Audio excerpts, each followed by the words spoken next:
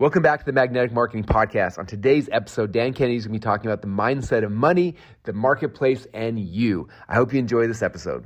I don't think there's anybody that has had a bigger impact in the field of direct response than Dan Kennedy. The legend of Dan Kennedy should be ignored at your own peril. They're not really lessons, they're kind of laws that you live by. Dan opened my eyes to what small business marketing looks like. Dan teaches strategic direct response that is timeless. His ripple effect touches people who don't even know his name. The world as we know it was changed because Dan Kennedy became obsessed with marketing. Welcome to the Magnetic Marketing Podcast with your host, Dan Kennedy. Well, welcome to the Source Code Live. My name is Dave D., and my first guest is none other than the creator of the Source Code, Dan Kennedy. Welcome, Dan. Thank you, sir. So, Dan, let's get into this. One of the things is in the source code, you say that money is totally unresponsive to need. Money is totally unresponsive to need. What exactly does that mean?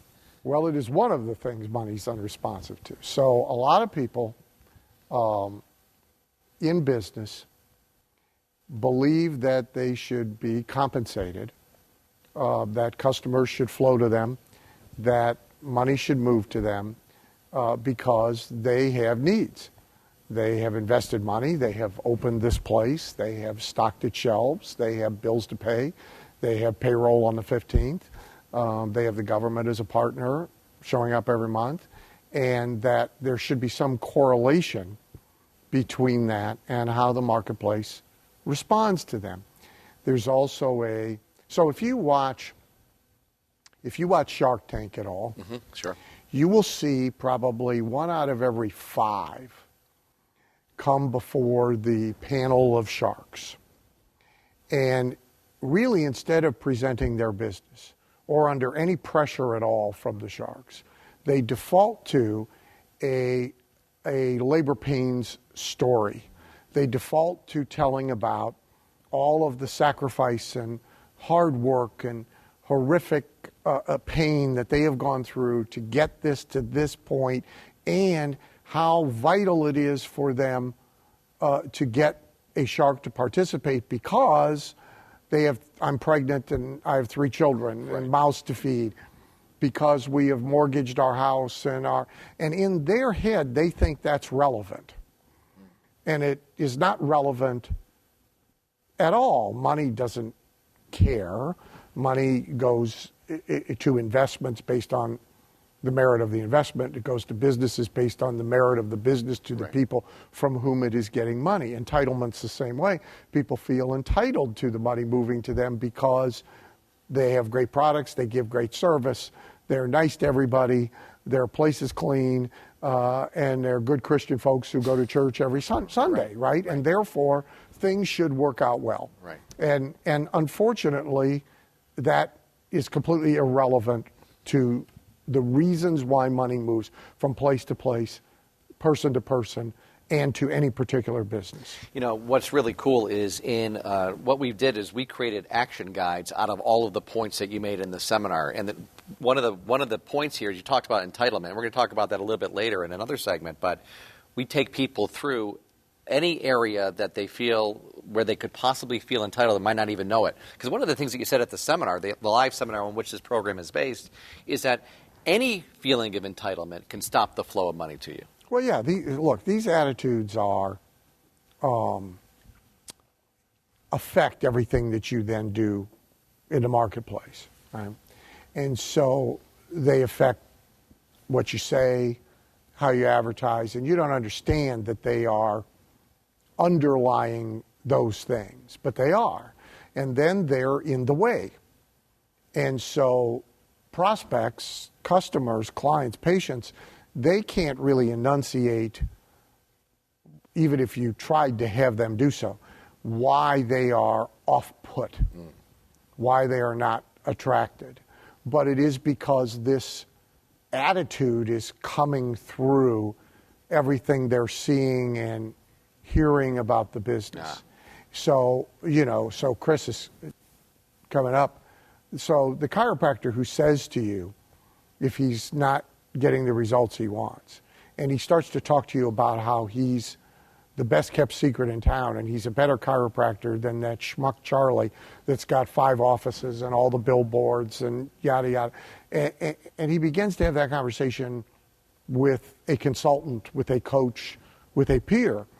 That conversation is unwittingly, unintentionally on his part, working its way into everything he's putting in the marketplace.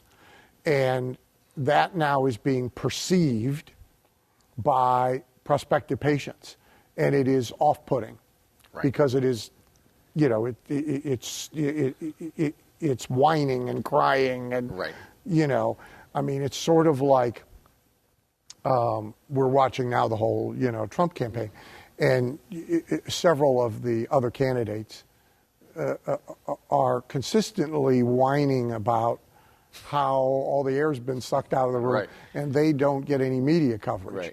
And what they don't understand is that is being heard, and it diminishes them even more than they were diminished before. It's off-putting. It's the opposite of magnetic. You know, one of the things I think you just made a... So if you've created in there a diagnostic... it is a diagnostic, that's what you've done, and then a fix. And then a prescriptive. That's exactly what... So just so people know... You've done great work. Yeah, we did. Thank you. There you go. This wasn't even available to the original folks that paid $4,000 to go to the original seminar. No. So yes, this is diagnostic. That's more work that I would do. Yeah. Preparing for something. This is a that helps sell the next seminar when you say things like that. Yeah. This is diagnostic for each one of the points, and then prescriptive. Tells you the prescription. But I love what you just said, because I think some people are having trouble conceptualizing how this source code helps, how that point would help me in my business. You just explained it perfectly. Well, you can't keep... I mean, if you don't want to go so far as vibrational energy, if you don't want to go that far... But you can, though. You can, but if you don't want to go that far, if that sounds fanciful, you can't keep what's going on internally, heart and mind, from finding its way into and expressing itself through all your advertising, all your marketing, everything you verbally say. It affects staff, and therefore wends its way through the staff out to the patient, customer, client. You can't draw a line. You can't. This is the way I feel and talk to myself while I drive home at the end of the day in the car. And over here, this is the ad I'm writing tonight at 7 o'clock in between Wheel of Fortune and, you know, whatever, right? You don't get to separate that. It intermingles without any effort on your part, and it colors now what the marketplace hears and sees and thinks and believes about you. You know, this is your most prolific work, I think, on wealth attraction and business strategy. I mean, I think it's just beautiful, because really day one was more about the mindset and the way money moves, and day two was really about, okay, now here's how we apply this to business. How did this all come about? I mean, what was because you've written books before and you have other wealth programs, but this one goes way deeper and into areas that really I never heard you talk about, and I've been following you for 19 years. So part of the reason for that is that people have, it's hard to sell the much of this discussion. You know, people really want to believe that their breakthrough will be being handed a 17-word paragraph that goes at the top of the web page, the 7 steps to a headline, that, you know, the mechanical, technical things that are very clear and very formulaic and so forth. So the less tangible stuff is not all that popular, right? So that's the main reason you don't see me talking about it much, is because it's not really does not serve well, you know, to do it. And so the places that it can occur is where this conversation occurred, in a room that you are not trying to put a huge number of people into. Right. And that mostly it is lifers, long-term customers, and You're the most successful ones too, by the way. of course. Yeah. And who are willing to pay a high price for it, who have sort of matured and evolved in their understanding of how these things fit together. Yeah. But I would say, so look, it is, how did it come about? Well, it's evolutionary, of course. Mm-hmm. The more you work with it, the deeper you get to go with it. And so this is evolutionary of 40 years of work on self, for self, as well as for clients. The one thing I would sort of correct is that day one is really not so much about mindset, but it is more about, if you will, the mind of money and the mind of the marketplace.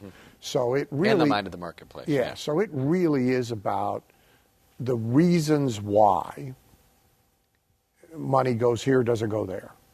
The reasons why this business prospers and this one diagonally across the street in exactly the same field does not prosper. And it's about the big reasons. And you really need to understand those before you start doing mechanical applications. Gotcha. I'm going to let people in a little inside baseball, which we often do here and unplanned. Exactly. One of the reasons you said this is a difficult subject and one that we don't talk about a lot, although probably the most important once you get the mechanics down, right, which most people have, is that it's not tangible. That's the reason that we added in, honest to goodness, the third piece of the source code, which is to modern lead generation. I mean, honestly, this is awesome. I mean, we're going to teach them how to do lead generation with Facebook and YouTube and podcasting and content marketing and all of that stuff in a 4-week live program. But the truth is they don't actually need this.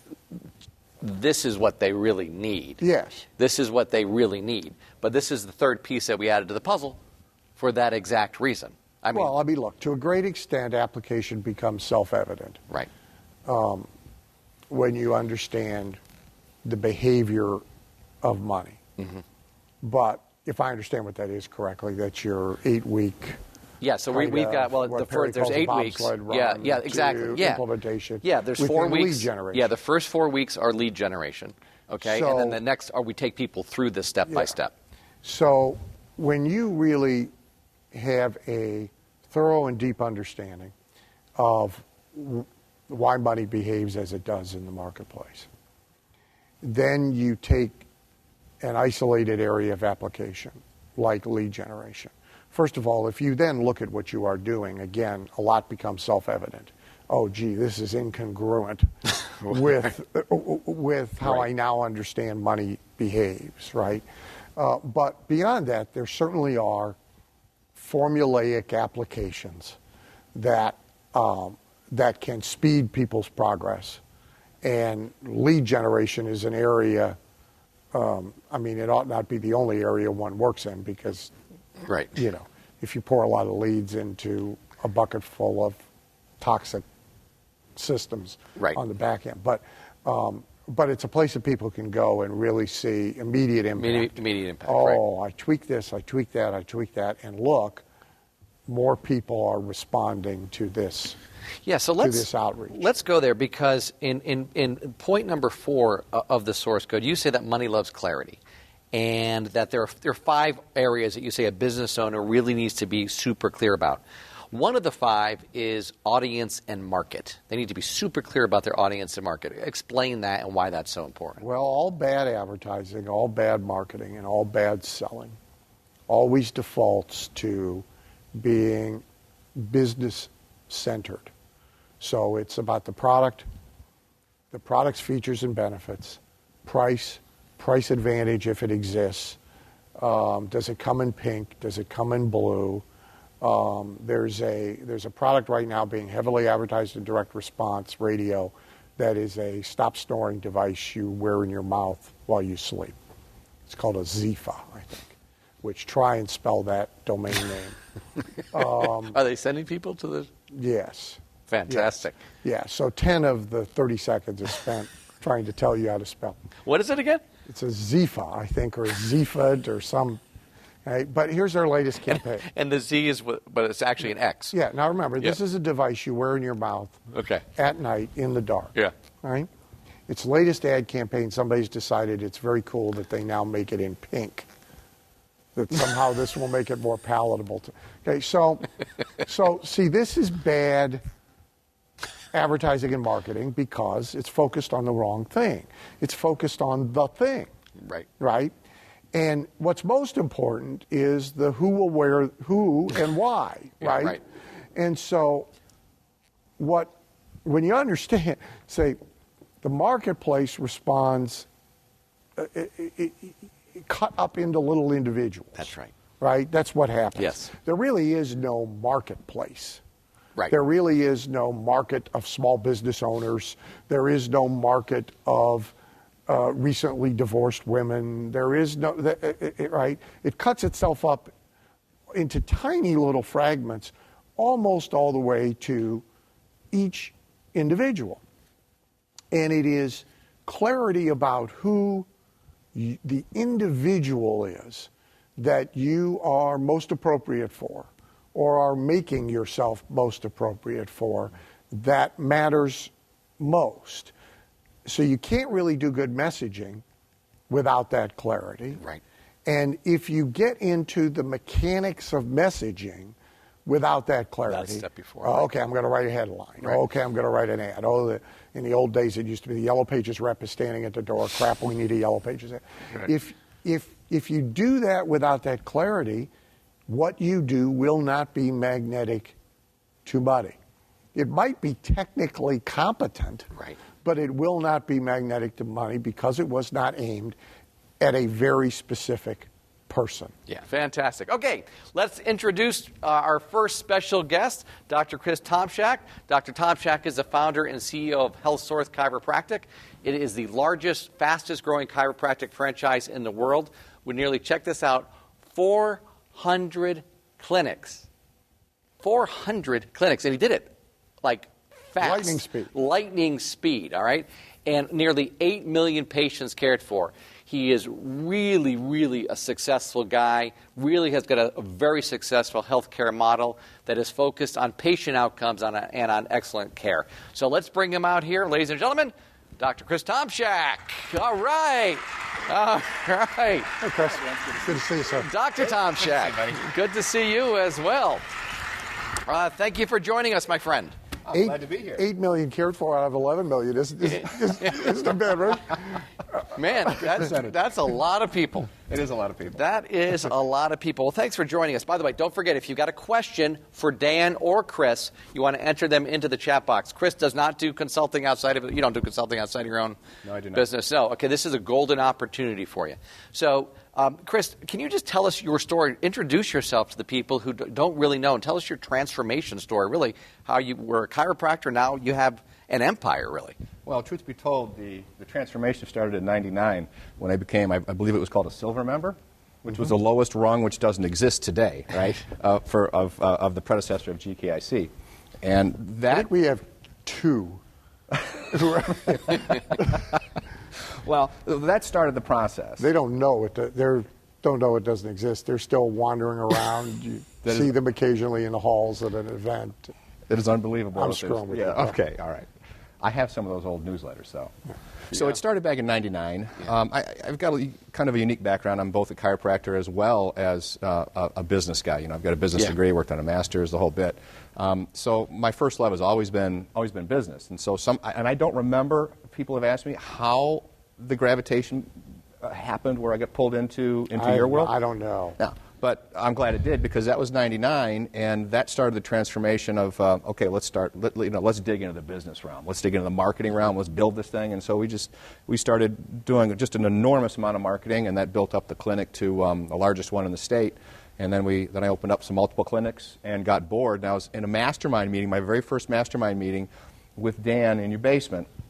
no one had sent me any directions on what takes place in this thing, right? So I thought I showed up and it was like a mini seminar. I truly did. So I sit down at the table and I'm sitting with all these guys who I didn't know, and they start speaking. I'm thinking, my God, these guys have amazing businesses. I feel like the littlest guy in here. Right. You know, okay, I got 4 clinics, they're rocking and rolling, but truthfully, I was actually bored.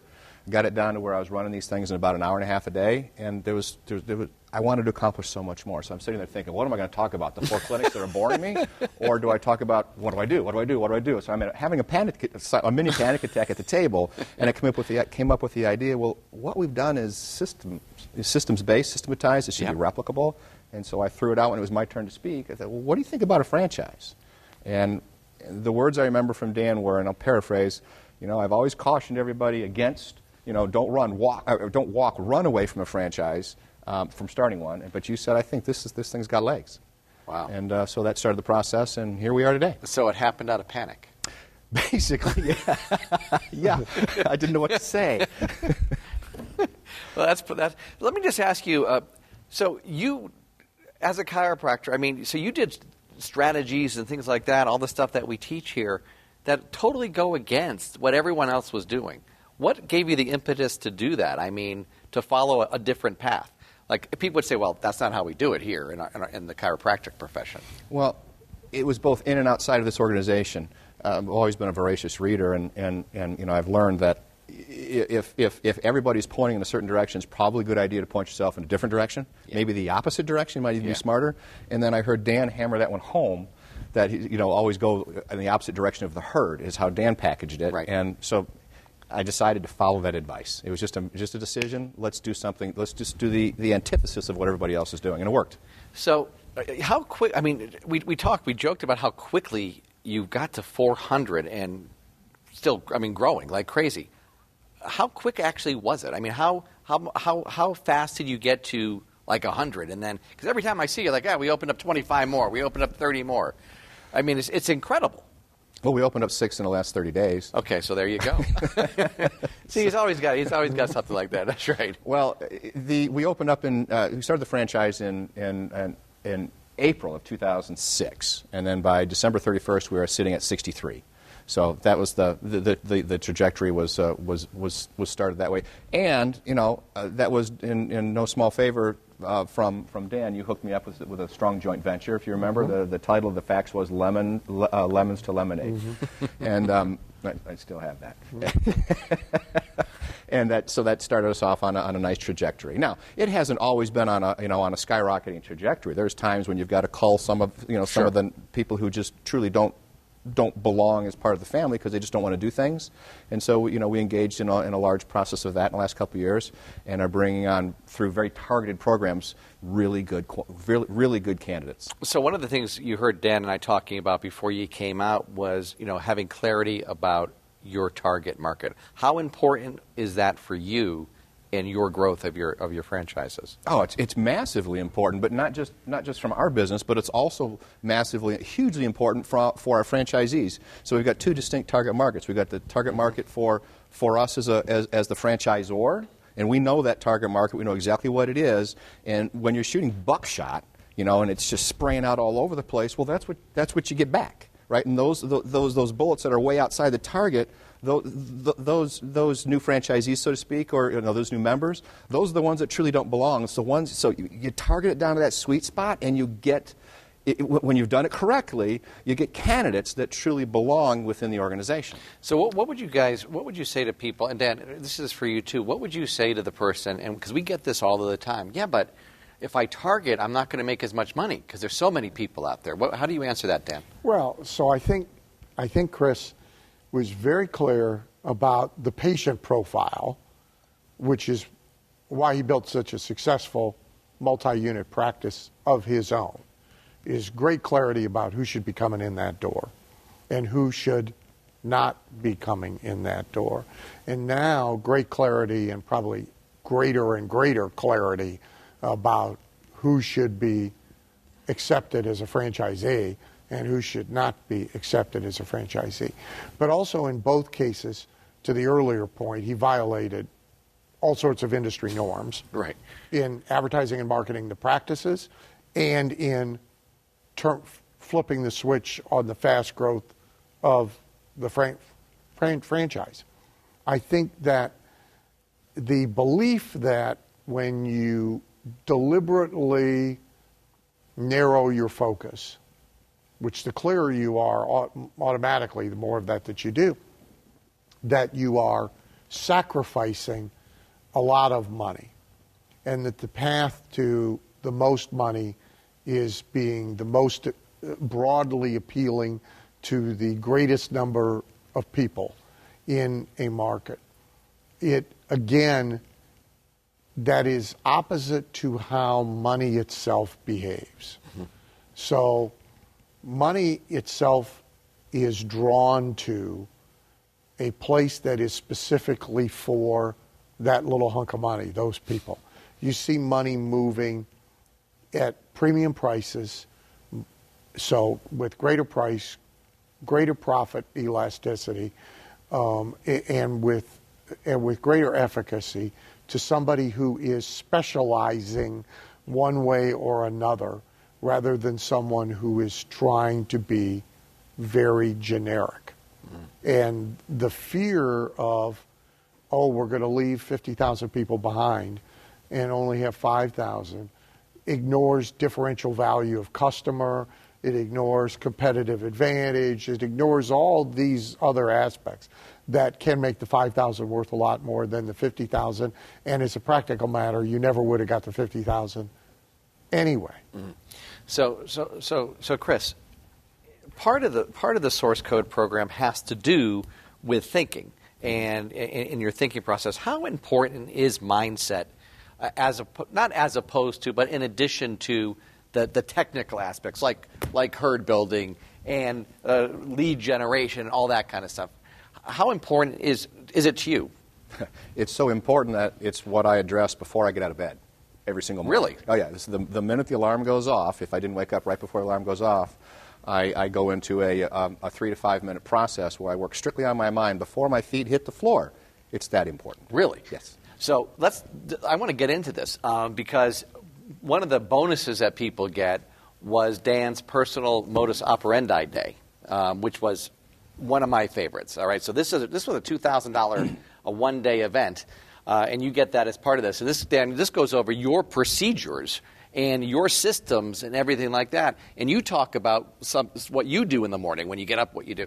So Chris, you just talking basically about a morning routine. Would you mind getting a little bit deeper into what your morning routine is? Well, certainly. And before I do, what works for me may not work for you or for Dan. We have to figure out what flavor seems to get us clicking in the morning. And right? Dan makes that point right at the beginning of the seminar.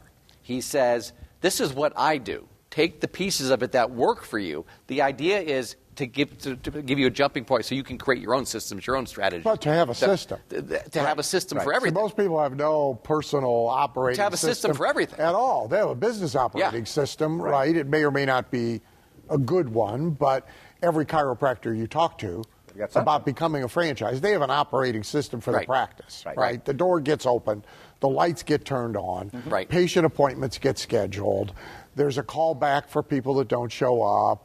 There's so there's an operating system. If you ask that same doctor to describe or show you his personal operating system, from what he does to manage his own thinking forward, he doesn't have one of those. Now you can hear the faucet drip. Yeah, and it doesn't occur to most people that they should have one. Okay, it doesn't, and I can hear some people, because I am psychic like that. I can hear them thinking, what does this have to do with me growing my business and getting more patients and more customers and more clients? What does it have to do with it? Well, if my head is not in the game, I may as well not show up for the game, right?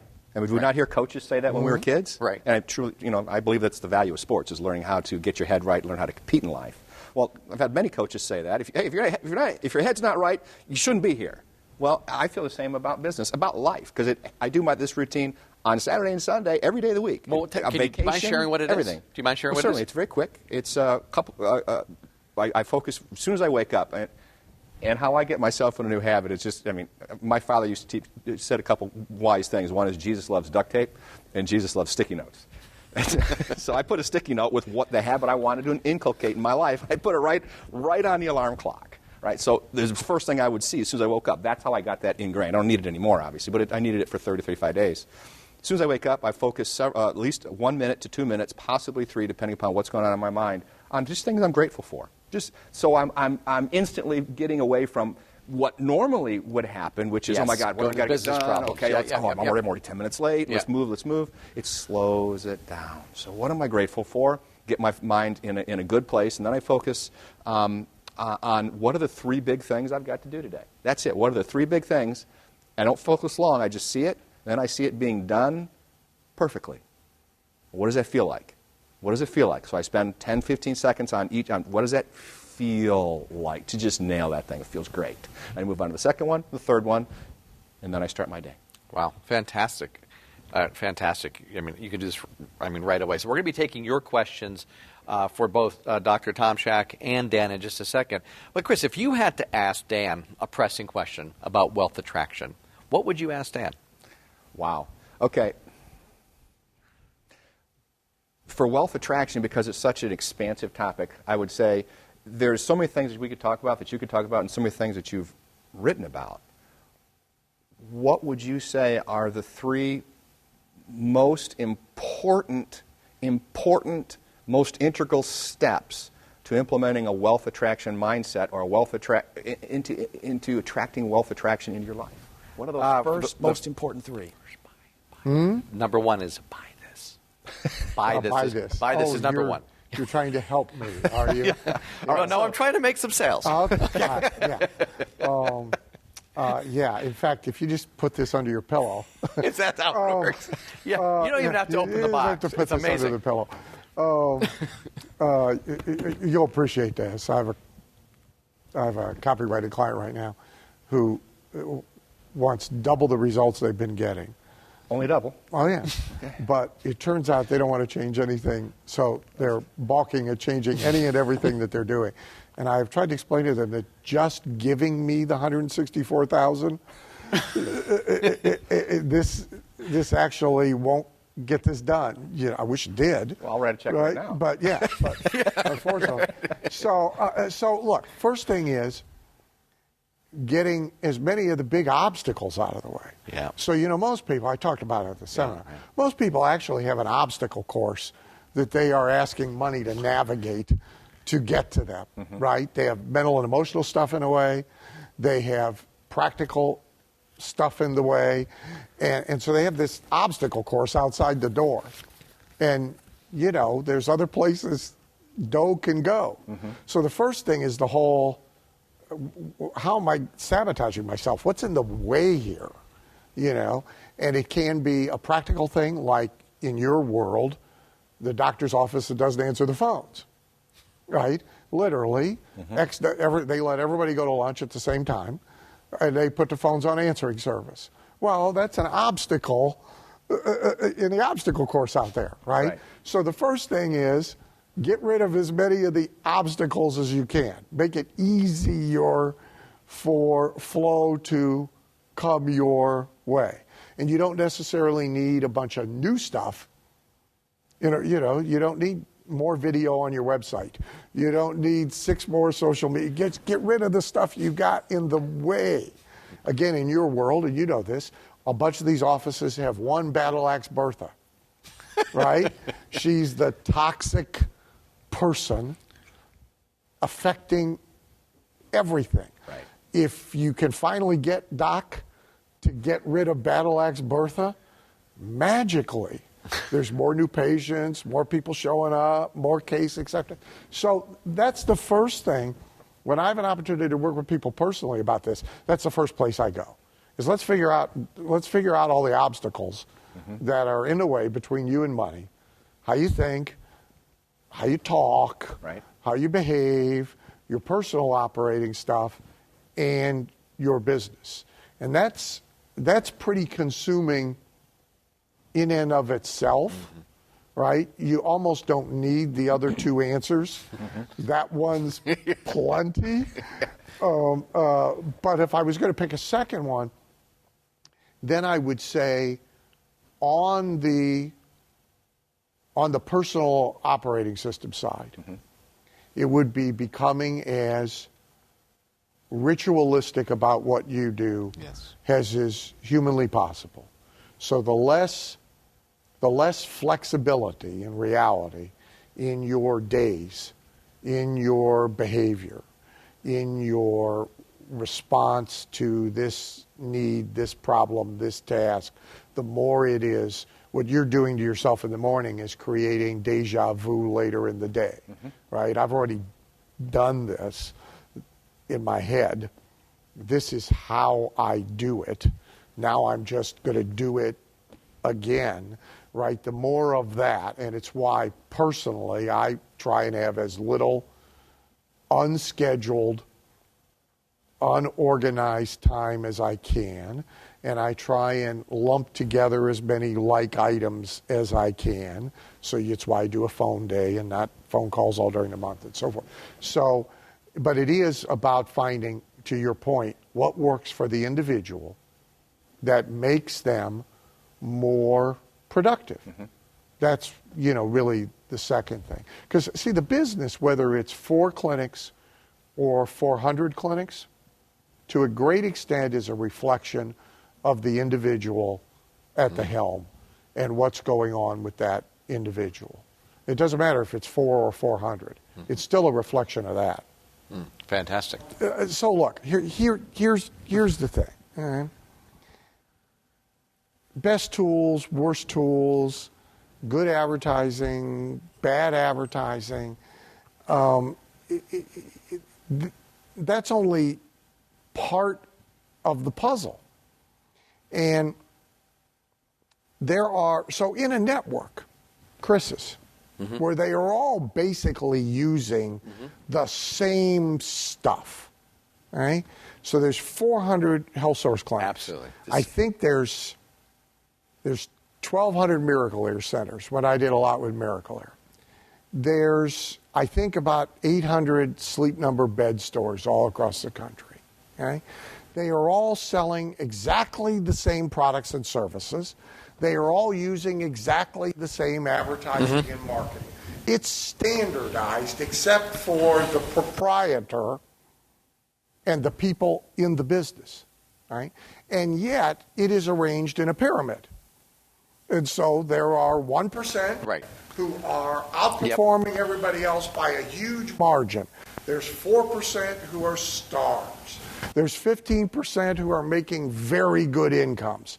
Then it starts to fall precipitously, and there's a bottom 20% who, despite having the exact same toolbox, the exact same web presence, the exact same everything, can't manage to get out of their own way.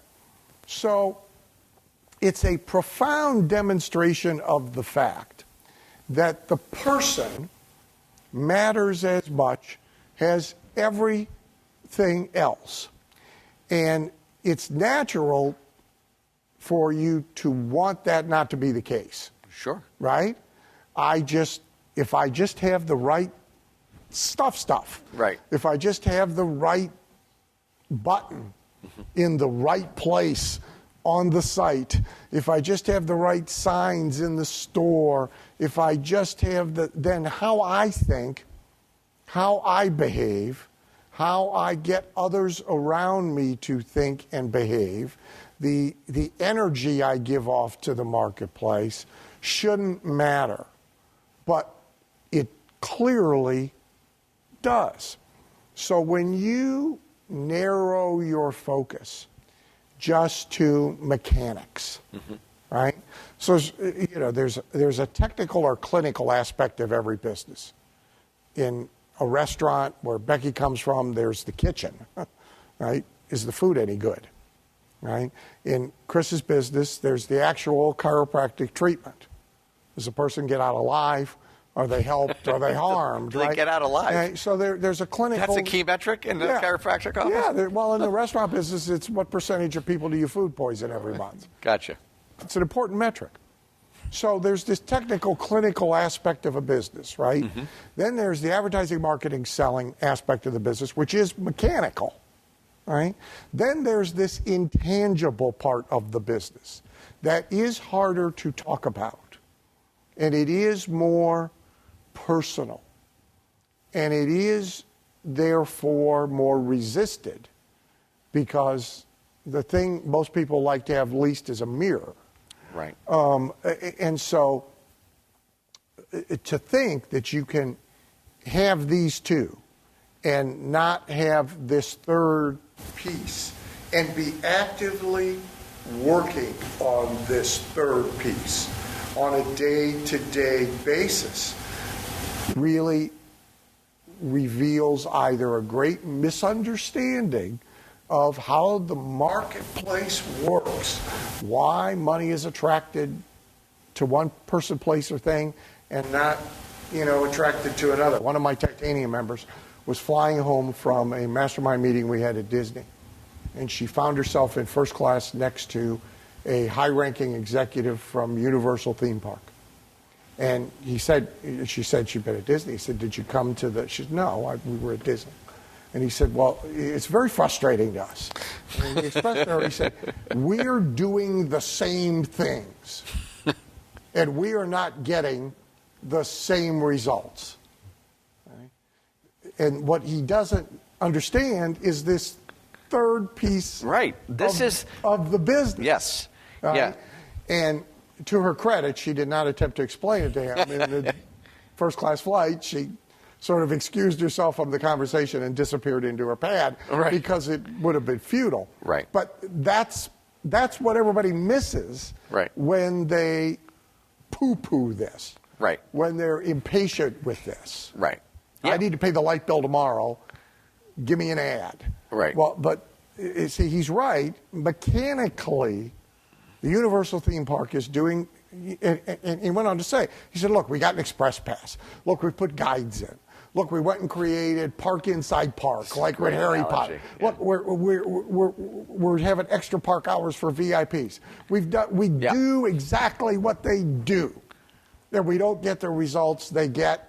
And we hear all the time from people like you who come here and never even, you spend 5 days over there and you never even come to our place, and, we don't get it. Right. What they don't get is the third part of this. Yeah. Okay, let's get to some of the viewers' questions, because they've got questions for both of you. So the first one comes from, let me see the question, kids. Can you explain, that's mission critical at this juncture. Can you explain how money moves? You talk about it as if it were a person, Dan. Well, yeah, it is sort of, because it has a mind and it has a heart, but it moves through the marketplace, right? So yesterday or the day before, maybe over the last 3 days, there's been a couple $1 billion that everybody is talking about has disappeared in the stock market. Well, no, it didn't. It moved. It didn't disappear. It's not gone. People didn't take $2 billion outside in the parking lot, pour gasoline on it, and set fire to it. It moved. And it moved for rational marketplace reasons. Certain things grossly overvalued, certain things grossly undervalued, now that's not to say that you could perfectly predict the day, but you could predict that exactly what happened yesterday was going to happen, right? It's much harder to pick the day, the week, or the month. But and so money moves through marketplace mechanisms. And by the way, every time we try and interfere with it artificially and get in the way, we never accomplish what it is we thought we were going to accomplish by trying to force it to do something irrational and unnatural to it. So if we just go confiscate it from somebody and take it over here and give it to somebody else, at the very first opportunity, it runs out the window and it runs back to where it should be based on merit and marketplace forces. All those efforts are always grossly unsuccessful, have been throughout history, will be forevermore. So money moves by means of marketplace mechanisms. So to the small business owner now, that means customers, clients, leads, prospects, customers, clients, retained customers or lost customers, right? Customers increased in value or decreased in value. Customers multiplied through referrals, and money is either coming to his business by those means, or it is ignoring his business and going elsewhere by those means, or it is leaving his business dissatisfied with how it is being treated by those means. And if you think about it as having a mind, that it is now exercising that will through the marketplace, that's a different way to think that a lot of your competitors will never think that way. And it can lead you to different conclusions, to more interesting conclusions. Right. Great answer. Chris, next question is for you. What's the biggest breakthrough that your franchisees have got and that has made them successful? Your most successful franchisees, what's the biggest breakthrough? Well, first of all, I'm still picturing a stack of money with legs on it. Wow. That's a far-reaching What's the question. one big thing? One of anything. One of anything is a bad number. Right. That is. I would think that's the one big thing. Now, I learned this concept from Dan a long time ago. But he was originally, or shall I say, superficially, he was applying it to marketing. But that goes all the way through a business. So, I mean, if you've got, especially, if you've got a small business, and you're reliant on like 2 people, you lose one of these people, you got a massive problem, serious headache. People need to be cross-trained. So if you got one person that just handles this, that's not a good idea. You've got to have a much stronger base. And so one of anything is a bad number. Not just with people, but then it relates to marketing. So let's just take marketing for instance. Back in 2000 to 2007, freestanding inserts in a newspaper and large display ads killed it. Brought in business, by the multitudes. Well, guess what? They don't work so well anymore today. Right. So and at one time earlier in my career, I was heavily dependent upon on just that newspaper. So that one thing, and it's a bad place to be in. So what have we done for our franchisees? Is we've got just an expansive, totally multimedia, all sorts of genre-related marketing pieces, so that if something's not hitting over here, well, you've got 8 other oars in the water over here, or 15 or 20 on this side, all targeting, driving that business. Because we can have the best systems in the world on the opposite side from what you said earlier, but if we don't have any business walking in, we're out of business. Right. Just like you can have the greatest marketing, but if you've got crap business, well, you're going to be out of business also. Right. So you got to have both, but one of anything is a horrifically bad number. Right. Yeah, go ahead. So what I would say he's done, if you want the one breakthrough thing, is so most independent business owners, in his case, most independent chiropractors, but it applies to everybody, they tend, first of all, to be pretty narrow, 1 or 2 means of getting business that they are focused on at a time, and they tend to go from one to a different one to a different one. Mm-hmm. They tend not to stack. So they're bright, shiny object, or okay, this month I just went to a seminar about social media, so we stop doing everything else, and we run over here and we do this, right? So they are always repeating the one mistake, the mistake of one, again and again and again, right? With that, they're also very much random and erratic acts operators. Most small business owners really focus on advertising and marketing when the place is empty, right, which is already too late, right?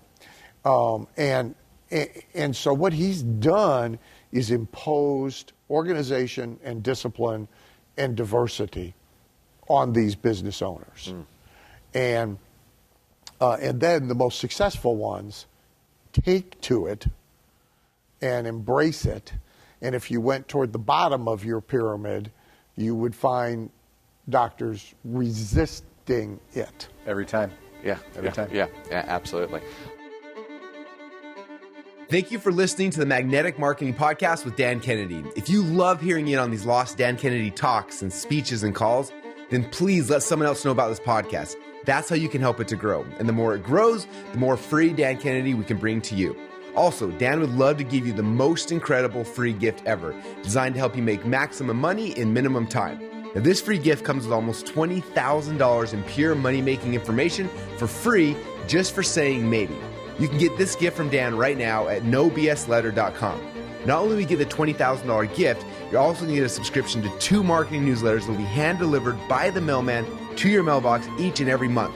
One from Dan Kennedy and one from me, Russell Brunson. To get this gift and your subscription, go to nobsletter.com right now.